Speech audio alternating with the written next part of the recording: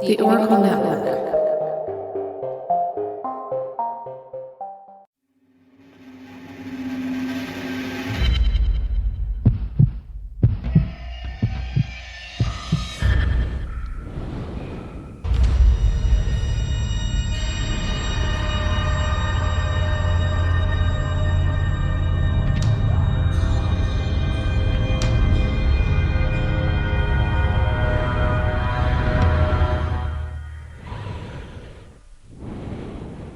Welcome to Brew Crime. I'm Mike, and guests today are... Hi, my name is Emma. I'm from the True Crime Witch podcast. I cover true crime and weird things that happen in our world. So I cover everything murderous, mysterious, and downright macabre. And you can find me on all good podcast platforms. And the other guest today. And I am Emily from the podcast Morbidology. Perfect. All right. Well, today's episode is going to be a little different. It's not straight up true crime. My story has very little crime other than some shitty men in it. And that is a crime in itself. It is, yes, especially these days, which is great that it's finally kind of being dealt with a little bit in our culture. But the theme is badass women. And the beer that I've paired for this episode is from Coast Mountain Brewing in Whistler, BC. And it's the Pink Boots Hazy Pale, and it's got jumbo sour suckers in it. It's 4.5% alcohol. So for people that don't know, Pink Boots Society, I think it was started in the United States, but it's worldwide, and it's a group that pushes women to move into the beer industry. So they hold all kinds of events to teach women how to brew, bring them into the industry. Like, you know, they'll send them to school and give them all kinds of bursaries and all that kind of stuff. And this is a beer that was brewed by, I forget what her name is now, unfortunately, but she's one of the brewers at Coast Mountain in Whistler. And they brought in some of the women in the industry to brew with her. And it used the Pink Boots hop blend, which is a blend that was picked by the Pink Boots Society in the States. They blend a certain amount of hops. They sell it all around the world. And it shows up in different collaborations all over the place. So this is just one of those collaborations. And again, the part of the proceeds from these beers go towards helping educate women in beer. That's class. Yeah, I'll drink to that. Helps, more badass women. Mm-hmm. So it's definitely like super, super hazy.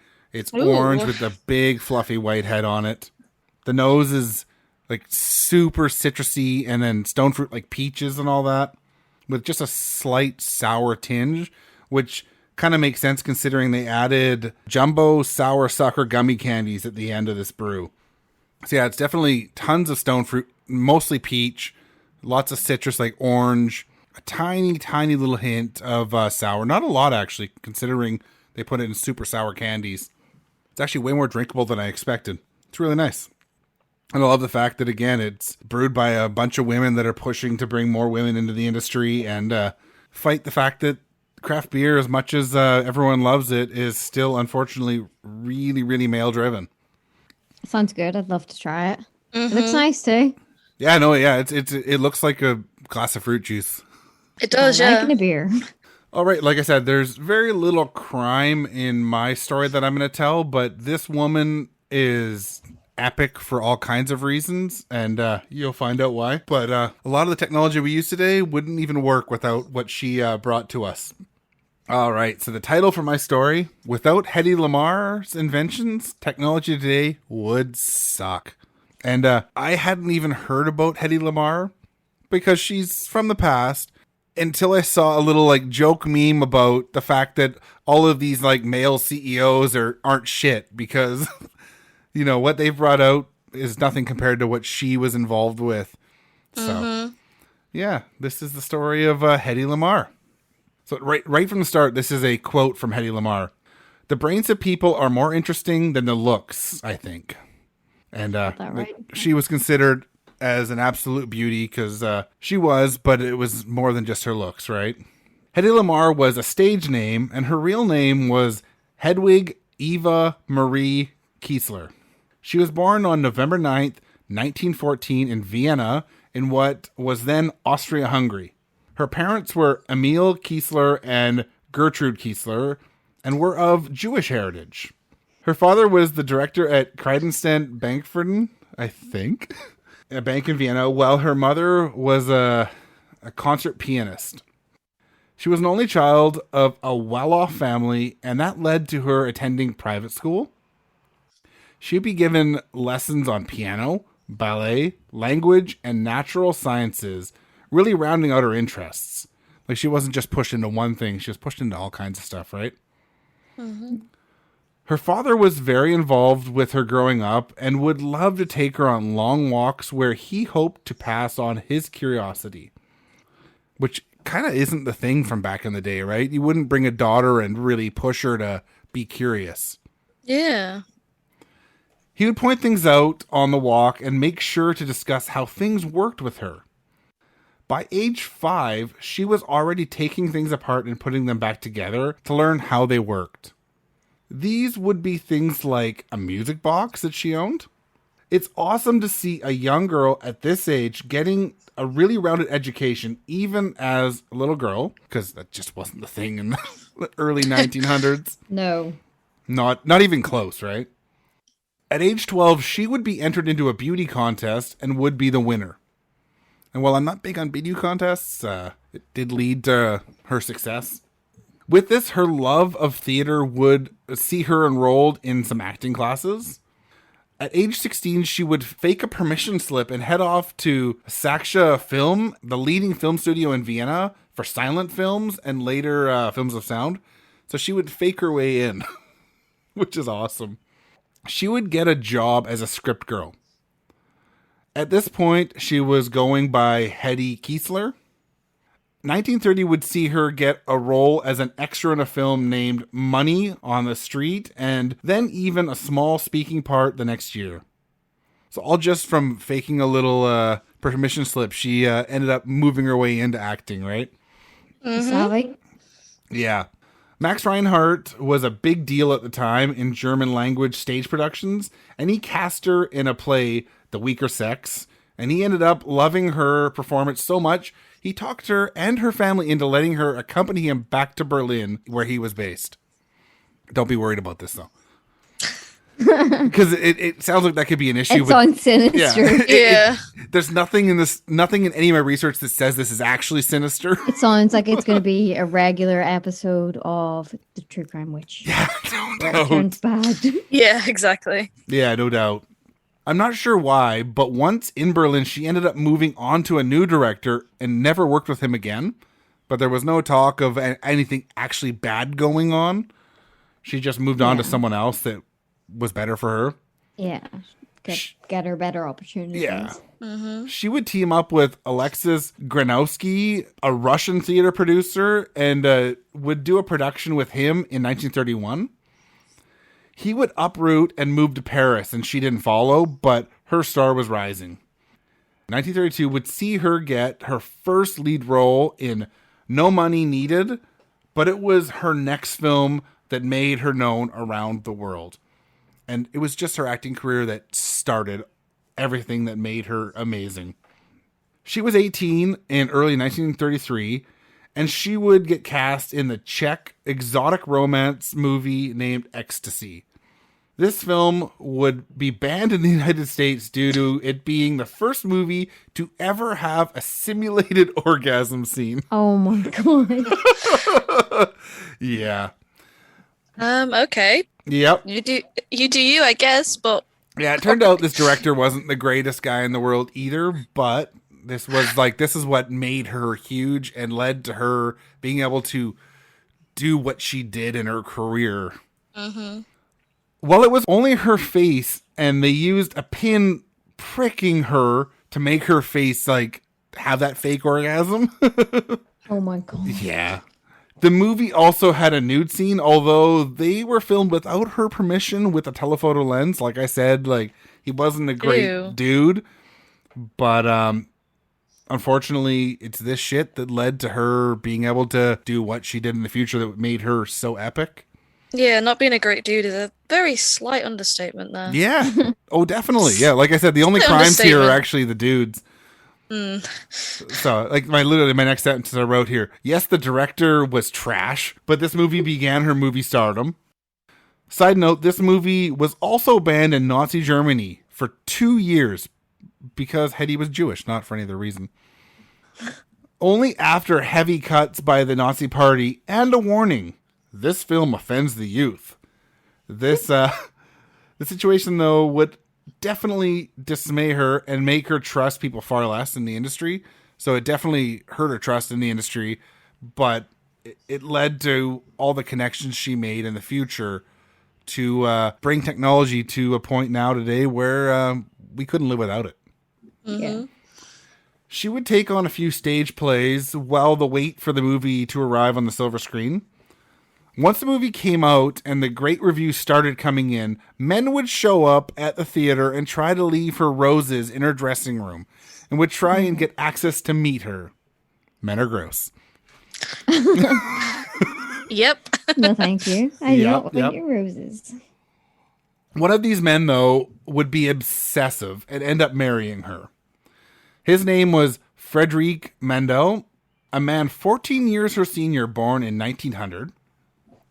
He was half Jewish and half Catholic, and a legal arms dealer. Not illegal, legal.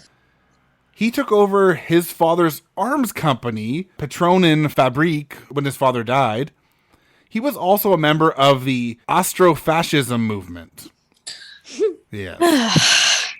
He would supply Benito Mussolini with weapons as well as the Nazi Reich. Oh my God. Yeah. Oh my God. He would host meetings at his home with prospective purchasers. So, yeah, you can guess who was at his home. Who they were. Yeah. Yeah. Jesus. Yeah. He also hated the fact that his wife was in the movie Ecstasy and would spend $300,000 then, or in today's money, $6 million to buy up as many copies of that film and destroy them as he could. What the fuck? But he married her after she was in ecstasy. Yeah. He knew she was in ecstasy and Why? then decided. Actually, Yeah, no, like I said, don't like men. that. Why are you mad Men. about? Yeah, why do men? Yeah, why? Why? Yeah. But this led to a very controlling relationship where she was forced to convert to Catholicism and was pushed to not act anymore. In 1937, she had enough of his control and fled. She would talk him into letting her wear all of her jewelry to a party they were attending at an Austrofascist prince's home. So she had a plan, right? She's going to wear all this jewelry and go to this party. Yeah. She would remove herself from her husband and disguise herself as a maid and take off. One report said she fled in the night on a bicycle. So she fucked off fast. She was prepared. Yeah, she was done. Yeah, she was like, nope, thank you, good night. Yeah, I'm done. One thing that came out of this marriage was the rekindling of her love of applied sciences, though. She would not only leave him, but also the country and would end up in Paris, France. So she's bopping around, right? Mm-hmm. She would then make her way to London in 1937 and have a chance meeting with Louis B. Mayer. Yes, that Mayer, head of MGM Studios, who just happened to be in Europe looking for talent. He knew of her work and was taken by her beauty and offered her a contract of $125 a week to work for MGM. But in 1937, that would be $2,299 a week American. Damn. So not a bad wage. Like, he's not taking advantage of her. Be like, yep, that'll do. Yeah. But she wouldn't have it at first. She would still book herself a ticket on a boat to New York, though. Louise would also be on the boat with his wife, and she would impress him so much that he offered her a contract she could not refuse. Now, of course, back then, acting contracts were exclusive, but I would have taken this offer, I think. He offered her $500 a week, or $9,197 a week to work for MGM. Like, that's fucking What's epic. that nowadays? Yeah, I'm not saying 9,000 back then. Yeah. What would that be nowadays? Well, like, it's almost $9,000 a week now to work I would take today to I am work. not turning my nose up at that. I will do whatever you want me to do for those $9,000. And he just wanted to act. There is nothing too bad that I would not take that. Whatever you want me to do, I will do. I will do it. Yeah. I will shit in my hands and clap every day if you want me to. Hand over the money. No I will shit. do it. Excuse the pun. No shit. Yeah. But The one thing he was adamant about, though, was that Hedwig Kiesler would never be the name of a star in the United States. He also wanted to distance her from the movie Ecstasy, as it was not the reputation that MGM was looking for. Which is fine, you know, he doesn't want that to be what MGM is about. Her new name would come from a suggestion from Mayer's wife, Margaret Sheenberg. She mentioned the beautiful silent film star Barbara Lamarr, and that was where Hedy Lamarr was born. Louise B. Mayer would definitely deliver, and Hedy became a massive star in 1940s. She felt a bit wrong, though, playing characters while World War II was raging over in Europe. This is where she started tinkering with innovations, though.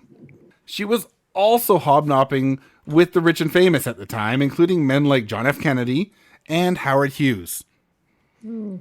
She would even date Howard Hughes, and he would give her equipment for experiments when she was not busy on set. This is where she would find her true passion. Quote from Hedy: "Innovations are so easy for me to do. I don't have to work on ideas. They come naturally." So Howard Hughes was a great engineer for planes, but his planes were slow and very boxy, with wings that, they were just really boxy. They didn't make sense aerodynamically. So he really wanted to sell faster planes to the U.S. military. Well, Hedy had an idea and bought a book on the fastest fish and the fastest birds. She drew the fastest fish and over top of it, the fastest bird, and showed the idea to Hughes. Like, this is aerodynamics. Like, this bird is fast, this fish is fast. Like, do this. He bloody loved the idea, and from there, his wings became really aerodynamic. He also told Hedy that anything she wanted from his engineers or scientists, they would do it. She was absolutely taken by Howard Hughes' brain, although she was quoted as saying he was the worst lover she had ever had. Fair enough. Yeah. But I mean, he enabled her to push her brain, right? His innovations on his planes that made him all his money ended up coming from her. Like, his planes were slow until she gave him the idea to look at the fastest birds and fish and go, what made them fast? Oh, this. Boom. You know? So she was like an idea person. Mm-hmm. Yeah. Say how you feel. Yeah. She also had a hand in inventing an anti-aircraft shell that was equipped with a proximity fuse. Hard to believe, isn't it? Not hard to believe she is very smart, but hard to believe someone with absolutely no formal science training at any level, more than like just a child's private school, could do that kind of innovation. Yeah. You know, you don't expect, like, I couldn't fucking design a proximity mine. It's like saying, could any of us kind of come up with that? No. No. You've got no kind of formal training in that sense. Like, I wouldn't even know where to start. Yeah. And then, you got the military things, but she also didn't like the fact that soldiers couldn't get a Coca-Cola on the front lines, and made a tablet that you could put in water and it would fizz up and taste like cola. Like, I have never heard of that before. Yeah, I hadn't either, right? Like, she's just out here doing everything. She's making us all look bad. She is a woman ahead of her time. She is. Oh, it's yes. like, please, Hedy, stop. You're making us all look shit. Yep. We all look like trash, Hedy. Yeah. The National Inventors Council that made all kinds of inventions for the wartime cause didn't think she was right to be a member of the group and thought she should use her beauty to help the wartime cause. Oh, of course. Of course. Yeah. But wouldn't you know, she was fucking good at that too. Of course she was. Yeah. So if you think of Captain America from Marvel doing the song and dance to sell the war bonds, this is not far off from Hedy. Like, if you think of the Marvel movies, right? Like, you know, the first Captain America movie, you did all that bullshit. This is what she did, basically. But she was real. Yeah. She would work with a man named Eddie Rhodes. She would call him up on stage and flirt with him. She would ask the crowd if she should kiss him, and when they would all yell yes, she would say if enough war bonds were purchased, they would kiss. Over 10 days, where 16 cities were hit, and each one would end up with a kiss. They would raise $25 million for the war efforts. That's $25 million in 1940. Jesus. In 2021 that's $473 million.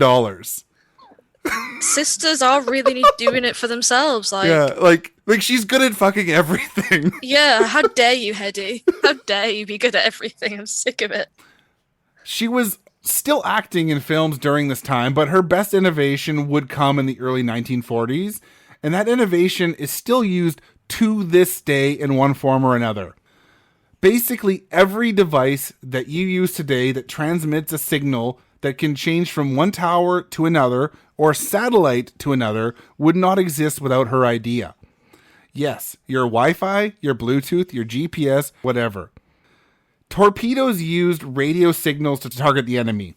Unfortunately, a singular radio signal was really easy for the Axis to block once they figured out the signal, right? So as if they could figure it out, boom, that torpedo couldn't go anywhere. Yeah. At the time, she had a good friend who was a pianist, George Antheil. The two of them got to work on what is called frequency hopping spread spectrum. She was the brains behind the idea, and George was able to figure out some of the more technical radio signal issues. So on August 11th, 1942, their patent was granted for the technology. Unfortunately, the military was not interested in the tech because it was really, really hard to implement, and it was coming from outside the military. So, it's not good enough for us. So I say bloody idiots. Mm-hmm. Finally, in 1957, this technology was used to create a sonobuoy that was used to extend long-range sonar and fight against submarines. When the Cuban Missile Crisis hit in 1962, a tweaked version was installed on every single Navy ship involved in the crisis. So it's like, that's huge. Mm-hmm. So, sadly, she never saw a dime for any of her inventions or innovations, not even from Howard Hughes. Although at least he pushed her to use her brain, something no other men really seem to care about. So, he gets a slight little bit of kudos. Not much. But yeah, slight. shocked but not surprised, really. Yeah, I mean, from her era, he was... Although he was a big playboy and everything, at least he actually tried to, incubate that brain of hers, which is not something anyone else did. Back then, he was probably kind of ahead of his time back then. But now looking back, you're like, oh yeah, no, exactly. But he's still less trash than a lot of the people that are in his kind of orbit today. Oh yeah, they would have been disgusted at the thought of a woman doing anything. Yep. She would also go on to create her own production company when she left MGM in 1945 with films about crime and murder, but Hollywood was not cool with independent production companies, so it was not all that successful. But I mean, she would have been popular with us today. She did manage to make a little over the production budget on both movies she produced and acted in, though, so that's not bad. I mean, she didn't lose money. She is best known for her role in Samson and Delilah in 1949, though. It would be the highest grossing movie in 1950 and win 2 Academy Awards. In 1953, we would see her finally become a United States citizen at age 38. So she wasn't even in her 40s yet with all this going on. She is just the example. Yeah, she is a strong-ass woman. Yeah, definitely. Hedy would eventually head back to MGM, but her last film was released in 1958 called The Female Animal. Yes, this is the 50s still. I can tell. Yeah. Sadly, starting in the 1970s, Hedy Lamarr would pull back and begin a life of seclusion. She would rarely be seen outside of her home, and as she aged, she would no longer even see her children she had from her 6 marriages. It would not be until 1997 when she and George Antheil would be honored by the Electronic Frontier Foundation for her incredible innovation and how it changed the lives of so many. And that was right as Wi-Fi was launched to the public. So, like, no fucking recognition at all. No, that took way too long. Yep. No surprise, right? No. Unfortunately, George had already passed away at that time, so he didn't get any credit for his side of it. So sadly, she would only record a video to accept this award. She wouldn't even show up to the award ceremony. Now, while she was reclusive, she never stopped creating. She made a fluorescent dog collar, modifications for the supersonic Concorde airline, and a new kind of stoplight. So, you know, like at your intersection, the stoplights. Sadly, she passed away on January 19th, 2000. But at least she got to live to see where her technology ended up making the lives of all people much better. Maybe much worse too, but much better. Now, I will acknowledge myself, yes, she was also beautiful. She was a beautiful woman, and she was immortalized in animation as her face was the inspiration for Disney's Snow White, as well as the original Catwoman. Oh. Yeah. But, my God, was she much more than that. Mm-hmm. So I'm going to finish off my story with a quote that I started off with. The brains of people are more interesting than the looks, I think. Hedy Lamarr. That's so good. What a badass woman, seriously. She is, yeah. Yeah. So this is her, though. Like, Wow. Oh, Okay. yeah. she was a beauty, too, right? Uh-huh. She was. Wow. Okay. But also in the fact that, like, she was fucking epic. That's class. I've never even heard of her. Neither had I. It just, Really? It just took that, like, fucking stupid meme about, like, the creator of Amazon and Tesla and stuff. And I'm like, no, she's badass. They're not. I've never even heard of it. I think it's from, like, being, like, in, like, science circles at, like, college and uni and stuff. But I was like, you go, girl. Yeah. You show those men that you can fucking do science too. Yeah, not only that, like, with no training at all. Yeah. Like, she wasn't always the deep technical stuff from it, but it was her ideas that led to all these things. And that's more important sometimes than anything else. That's more important than being the whole... And she had really nice hair doing it. And Yes. She made I'm him very look jealous. bad. She looked like a bad bitch doing it too. Exactly. If you can't be a bad bitch during that, then I don't want to do it. Yeah, no shit. All right. Well, let's get into the next story then. So, to pair mine, I've gone for the Iron Maiden Trooper beer, which is brewed pretty much near my house. It tastes like beer, smells like beer, and looks like beer, so I'll drink to that. It is beer. It is a straight up lager, isn't it? Yes, the flavor is beer flavor. Nice. Citric notes, deep golden ale with a subtle hint of lemon. Okay, so it's an ale, but it's definitely, I think I've had it before, and it's a very easy drinking. It's very nice. Very easy drinking beer. Yeah, the brewery's in the town where I live, so it's Nice. It's nice to have some local beers. So, my story is about the 588th Night Bomber Division of the Soviet Army. The 588th Night Bomber Division of the Soviet Air Force are a perfect example of badass women who, in the face of adversity, rose to the challenge and showed their male counterparts that they are just as strong. Yeah, good. Oh, I'm excited about this. Their official name is the 588th Night Bomber Regiment. However, they are most commonly known as Die Nachtshexen or the Night Witches, and you'll find out why very, very soon. Yeah. And of course, you'd go for a witch story. Of course, I go for a witch story. And the Soviet witch story. Yeah. Honestly, I just stick to the theme, you know, Soviet and witches. It's not like there's a recurring theme here, really. No, yeah. On Sunday, June 22nd, 1941, Nazi Germany launched Operation Barbarossa, a surprise attack against the Soviet Union. The aim of the invasion was to take over the Soviet Union and populate it with pure-blooded Aryans, an idea that Hitler had slowly been building on since the early 1920s. The Nazis were extremely confident with their plans and had divided the land they were about to conquer into 5 sections. Reich Commissariat Deutschland, which is the Baltics and Belarus. Reich Commissariat Ukraine, which is obviously Ukraine. Reich Commissariat the Caucasus, which is the Caucasus. Right Commissariat Moskowine, Moscow and the European parts of Russia, and finally Right Commissariat Turkestan, which is the Central Asian Soviet republics. I just like to point out the fact that it was called Barbarossa, so that means it's the pirates versus witches. The pirates versus... That sounds like a really good football showdown. Or a great Disney movie.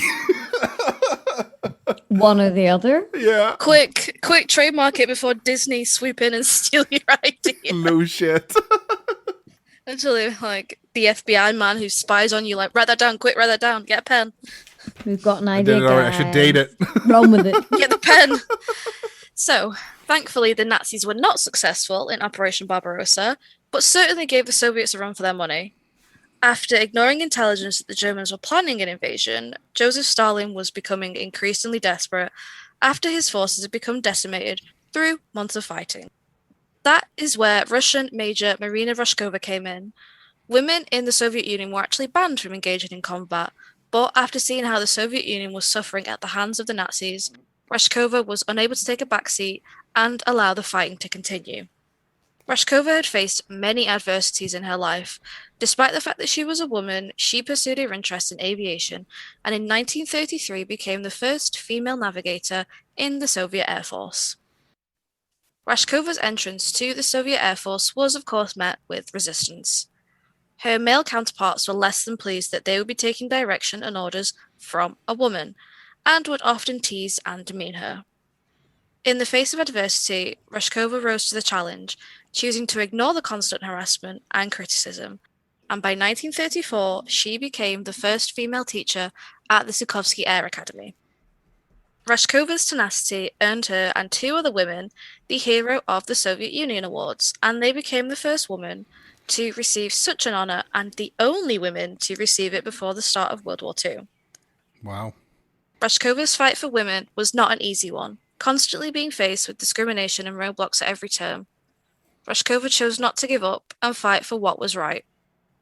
In the weeks after the surprise attack by the Nazis, Rashkova knew that she had to do something. She was already a well-established and recognized pilot and navigator and had many useful contacts within the Soviet military. Being a hero of the Soviet Union, Rashkova had close ties to Joseph Stalin, so she set up a meeting face-to-face with him and pled with him to allow her to create female divisions within the Air Force. Rashkova wanted nothing more than to serve the Soviet Union and to defend her motherland. Stalin realized that his options were slowly becoming very limited, and he was losing men by the thousands with each day that passed. After looking at her credentials, he agreed and gave her permission to establish 3 female Air Force units. Wow, not just 1, but 3. That's a lot of people, right? Not just 1, but 3, and this actually gave birth to the infamous 588th Regiment of the Soviet Air Force, a regiment filled with badass women risking their lives night after night to protect the motherland. Rashkova began recruiting young women from all over the Soviet Union, and during her time as a pilot, she had gotten herself quite the fan club. Girls in the USSR looked up to Rashkova and claimed that she was the perfect role model for them. Rashkova had actually set several records for long-distance flights and had become the first female navigator, as mentioned earlier. Her adoring fan club would write her letters telling her how they wanted nothing more than to join in the war effort. The Soviet Union were very big on women in the workplace, considering when you think about the attitude towards women at the time, the Soviet focus was women as being... they were very traditional in quote marks. Yes, quote. In the sense that women should not be fighting in the front line. Women should be back at home and... in the factory. Homemakers. Yeah, they still believed that their efforts were very much like women need to be in factories, in schools, nurses, but also the family is the first priority. Yeah. But women have a quote-unquote useful role to play in the workplace, and because World War I had pretty much decimated the Russian population, especially the Belarusians. Yeah. The Belarusians had been mercilessly slaughtered through both World Wars, actually. So women the Soviet Union realized that women had an increasingly important role to play if their society was to function how they wanted it to. So they started recognizing very early on that women were useful. Quote unquote. Yeah. Yeah, quote unquote useful. Women were allowed to join the army in support roles, but were banned from combat. The Soviet Union instead focused on publishing propaganda that women should be in the workplace, and they often went with titles such as, "There isn't a job that a woman cannot do." Oh, God. So it's like not wrong, but also it's being used in a horrible way. Yeah, it's not wrong, but like at the same time, like, there's not a job that a woman can't do.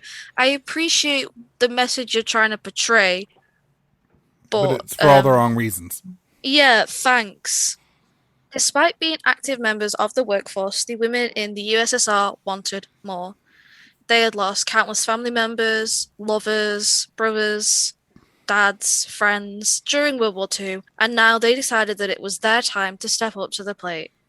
Rashkover used this to her advantage and recruited these women, telling them that it was finally their time. After receiving 2,000 applications, she narrowed it down to just 1,200, with each unit having 400 women. That's so many people still. That's amazing. Yeah, these women were applying in their droves. Yeah, no shit.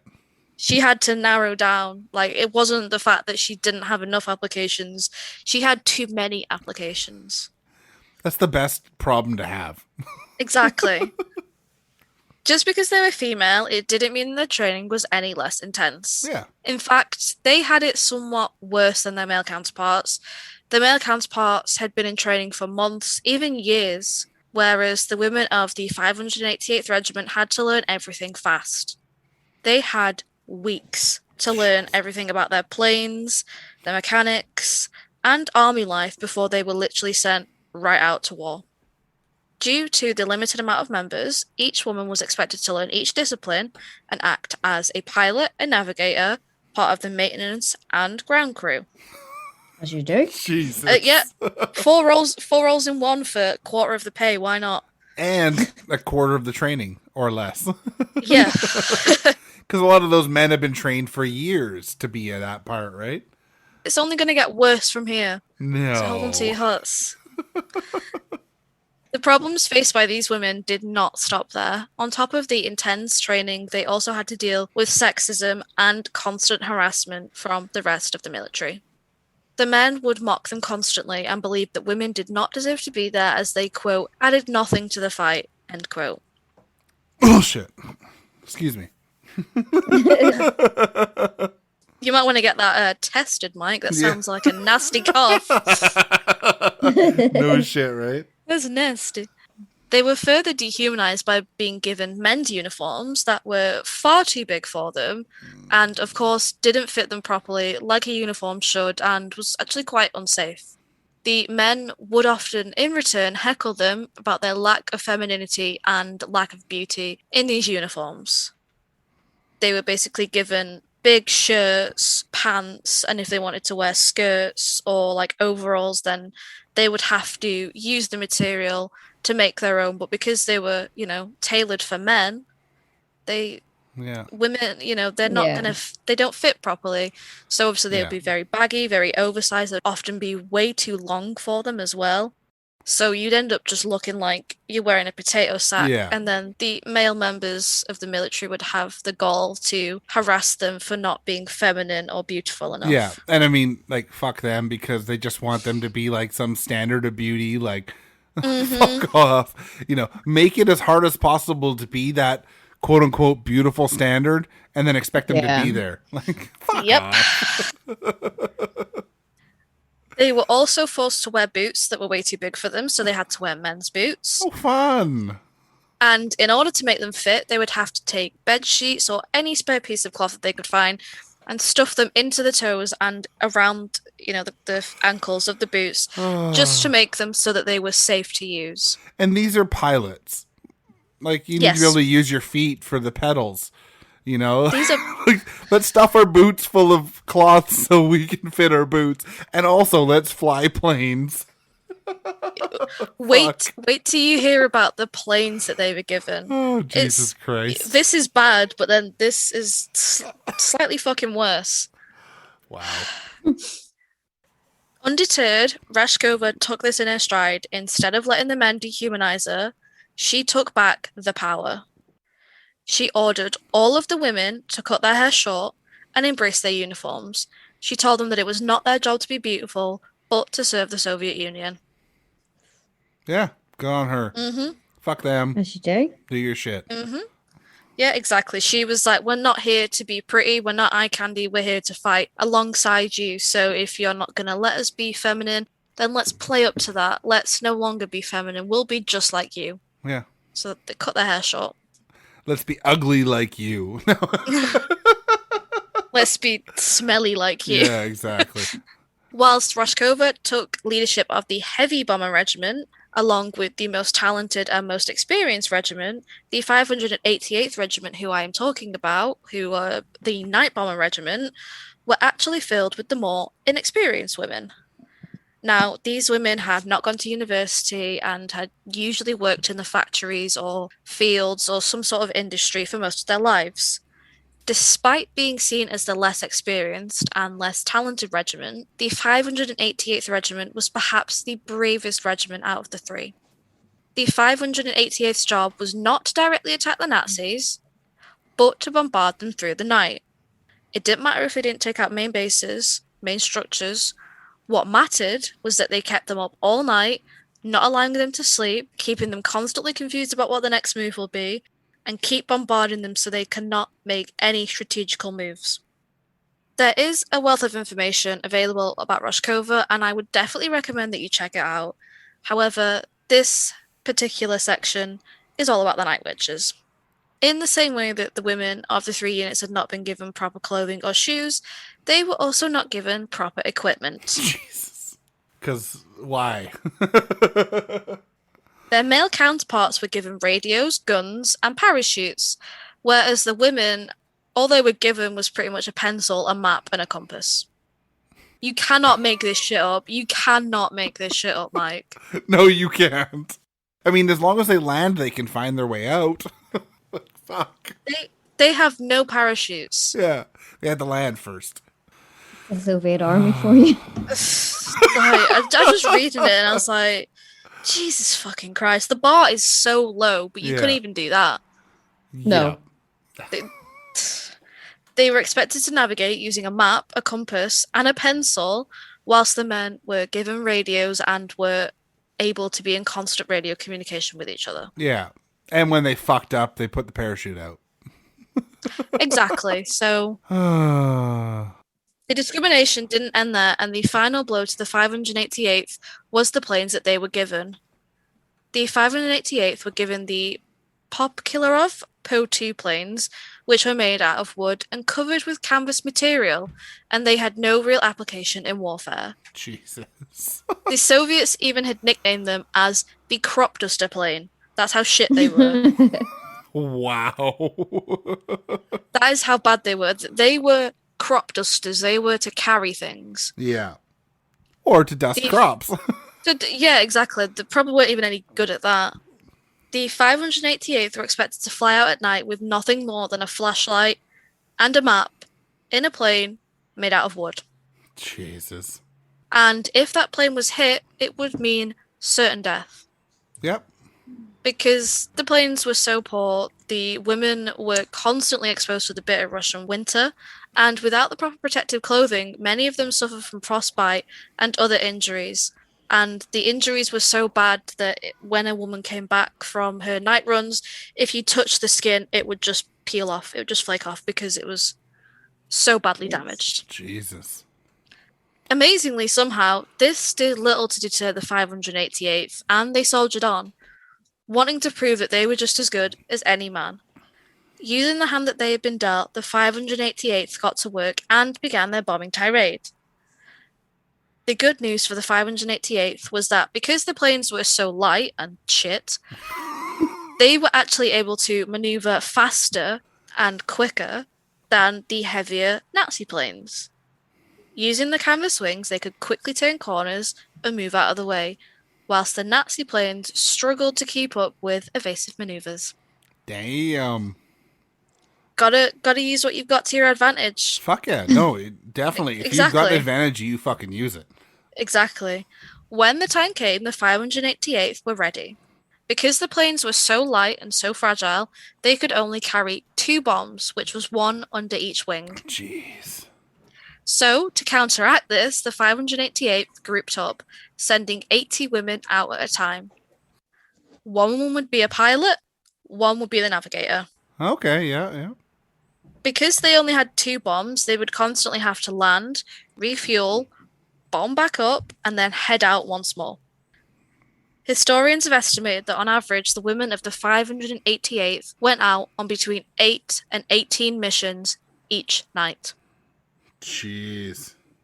Every night they would be in and out, up to 18 times. Night after night, the 588th would hop into their planes and fly out to where the Nazis were, unleashing bombs all night long. Unfortunately, some of the planes were intercepted and hit by enemy planes, causing them to crash or burst into flames mid-air. None of these planes had parachutes as they were too heavy and weigh them down. The women of the 588th had to go out on each mission, knowing that being hit would be the end for them. During the constant bombardment, the 588th earned themselves the nickname the Night Witches by the Nazis. This was for 2 reasons. First, because their planes made a swooping sound, which reminded the Nazis of a broom, and second of all, because they struck at night, and witches, of course, are known to thrive in the darkness. According to an article written by History.com, there is a direct quote. This sound was the only warning the Germans had. The planes were too small to show up on the radar. The 588th also had the advantage of not having radio systems on board, meaning that their communications could not be intercepted. To the Nazis, they were ghosts in the night. In total, the 588th Regiment flew for 28,678 hours, dropped over 3,000 tons of bombs and 26,000 incendiary shells. Their contribution to the Soviet Union's war effort cannot be understated. Many believe that women had no place in the military. However, by crippling the Nazis at night, they proved that they were indeed worthy. It wasn't just bombs that the 588th dropped either. They made 155 supply drops to the Soviet forces on the front line, providing them with food, clothing, and ammunition. Their planes were also used to help transport those who were injured to the safety of remote camps. When all was said and done and World War II was over, the 588th and the other 2 units were disbanded, with 23 of those women going on to receive the Hero of the Soviet Union medal. However, for Commissar of 588th, Yedkova Rakievich, her mission was not complete. Just because the war had ended, it didn't mean that her duty as Commissar was over. There were many women who did not make it back home, and some of those were posthumously awarded the Hero of the Soviet Union medal. Rashkover took it upon herself to search for the crash sites of all of her pilots that had been killed in action, so that she could create a historically accurate record, as well as providing them with a respectful final burial place and giving their families a place where they could go to grieve for them. From here on out, women in the USSR were held with much higher regard when it came to warfare. At the start of World War II, many men were of the opinion that women were too weak and brought nothing to the table. However, after seeing the sacrifices made by the 588th Night Witches, their minds had changed, and women were viewed as strong and powerful, not only in the home or the workplace, but on the battlefield. Damn. It kind of reminds me a little bit about I had to look it up again because I didn't remember the name, but the Tuskegee Airmen in the States, which was the first African-American airmen in the United States Air Force during World War II. But again, they weren't given any rights. And they found a way to be airmen in World War II. It's just... Even women today in former Soviet countries are still... Because I've been to... Other than Russia, I've been to all of them. But even today, women... I'm obsessed with Soviet history Yeah. and Same. Soviet architecture. Soviet architecture. I'm obsessed with Soviet architecture and the amount of abandoned stuff you get over there. Lots. But even today, they still look at women as you're supposed to be at home looking after the children. You're not supposed to be working. You're supposed to be a housewife and keep quiet, and that's it. It doesn't Even seem today, to matter. 2021. Either way, if you go far, whatever way you go, women get screwed. It doesn't seem to matter. Until you go to Chechnya, and then all of the soldiers are women, and you're like, fuck, I'm fucked. Yeah. Well, it's just like, what country was it again? My favorite podcaster, Robert Evans, who used to be a wartime reporter who does all kinds of podcasts, mostly about just like the worst people in history. He did one called The Women's War, and I forget where it was in the Middle East, but the majority of the army in that area is women, and they're doing their part to change the area and try to, bring it in. Into Kurdistan. I think it is the Kurds. Yeah, Kurdistan. Yeah, and the Kurdistan army is just women. Yeah, he went there with his one of his buddies who was from England, who's also a big time wartime reporter, and they went there and met with these women, and it was so amazing to hear these women in the Middle East, like making a huge fucking difference. And not all the men there really appreciated it, but a lot of them did. And you know what the best part about it is that the Kurdistan women, they're fighting ISIS, and ISIS believe that if you're killed by a woman, then you aren't allowed into their version of heaven. Yeah. Which is why the majority of the people that are in the army over there are women. Yeah. So that it's kind of like, fuck you. You can't go to heaven. Fuck you. Fuck you. Everything you're doing this for. Yeah. I've just fucked it up. Well, get wrecked, mate. It was a limited series he put on, and he went and met with these women, and they're fucking badass. Yeah. If you haven't heard it, go look up Women's War. It's such a great series. I've never seen it, but I think it was either Stacey. I think it might have been Stacey Dooley that did a documentary. Yeah. You maybe don't know her, Mike, but it's I don't.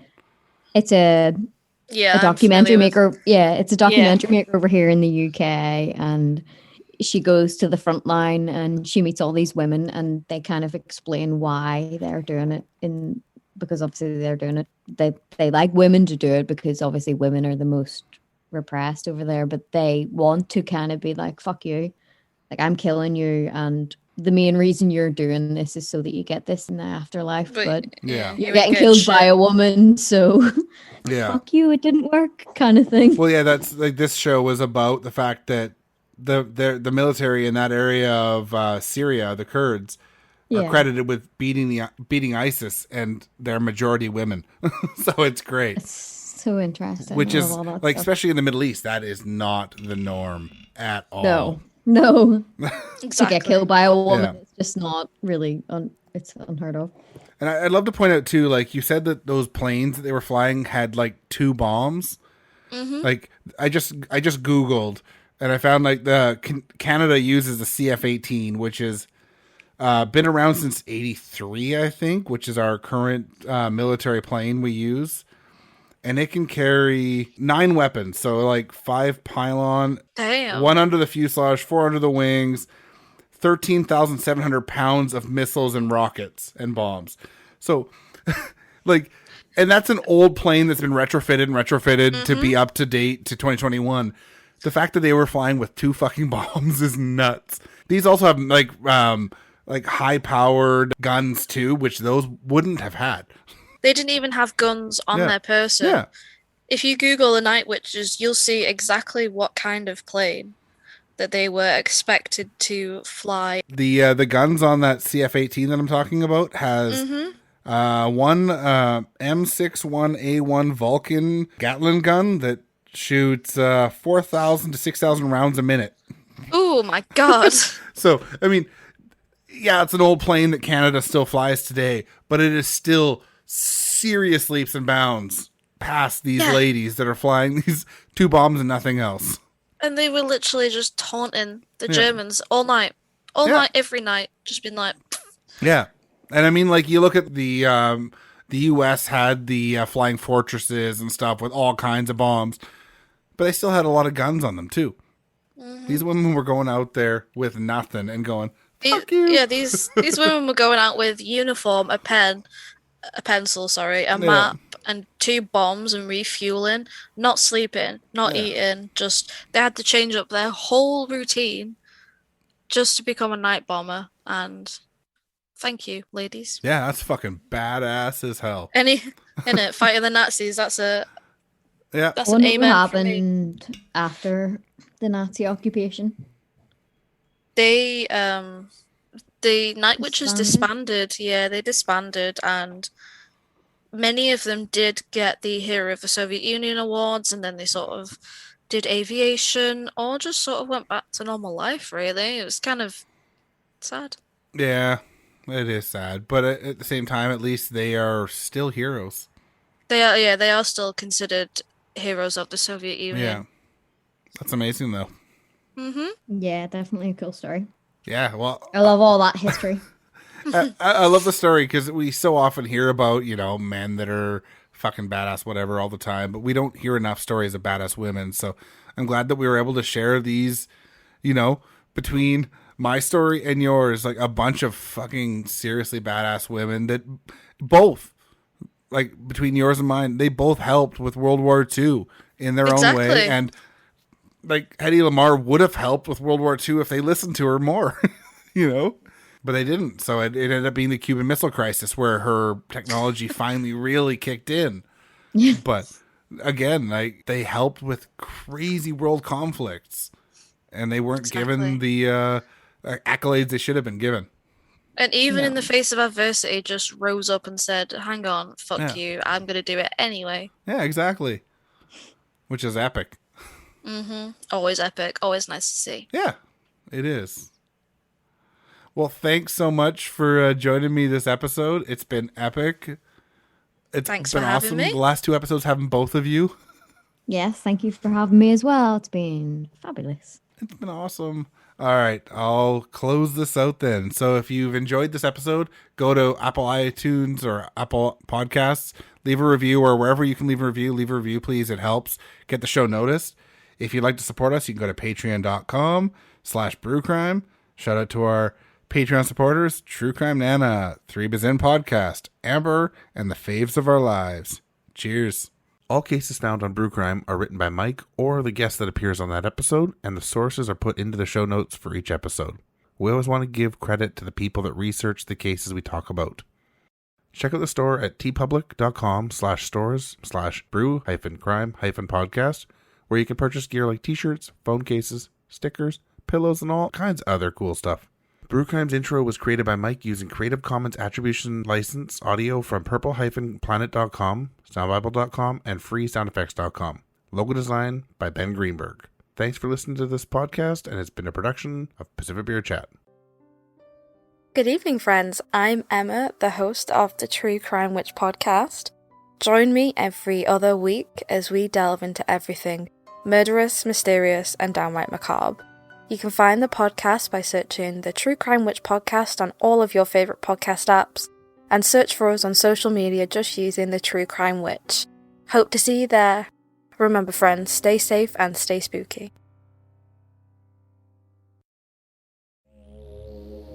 Do you often find that you need a distraction from everyday life? Do you like true crime, conspiracy theories, paranormal stories, and other weird, dark tales? Well, tune in and turn up Weird Distractions Podcast, where we, your hosts, Christy and Alex, bring you a weird distraction to help you get through the work week. Every Sunday morning, you can find our show on Apple Podcasts, Anchor, Spotify, Good Pods, and more. So, grab a snack, get comfy, and make sure to lock those doors. Need a distraction? We got you.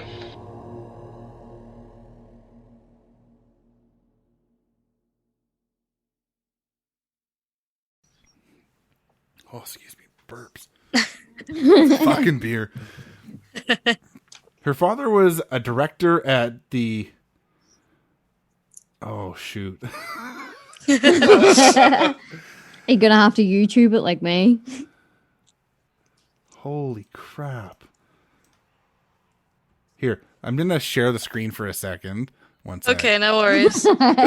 We can tell you what we think it might say. Let's see if I can do this here. Where is it here? Do you not have to YouTube like everything? Because Northern Ireland is literally an accent of its own. Oh, I'd say cried stunt. Cried Couldn't stunt. Couldn't start bank for in. Okay. Yeah, cried and stout bank for in. Okay. We won't judge you. A bank in Vienna, and that's quite the name. In 1932, excuse me, role as Samson, Citric it is a notes. beer. Yo, before we start, can I just say I'm sorry. I didn't know if I was supposed to do that. No. I was supposed to say sorry. No. Back before with the old hosts, I used to do a beer pairing for every story, but since the change, I remember. Yeah. I didn't register that I was supposed to. No, say you weren't. No, you weren't. Since the change, I've been doing one beer pairing per theme, and if a host wants to, they're welcome to. Fuck. But it's not. I'm drinking Guinness. Irish. No, just that's mine. No. Isolate the sound. Put that in the episode. I mean, hey, on the last episode I released, Jen from our True Crime podcast didn't even drink. Nice. So Rashkover began recruiting young women from all over the Soviet Union. Oops, no, I've already done that one. already done that bit. Oops. It happens. Shit happens. Where is it here?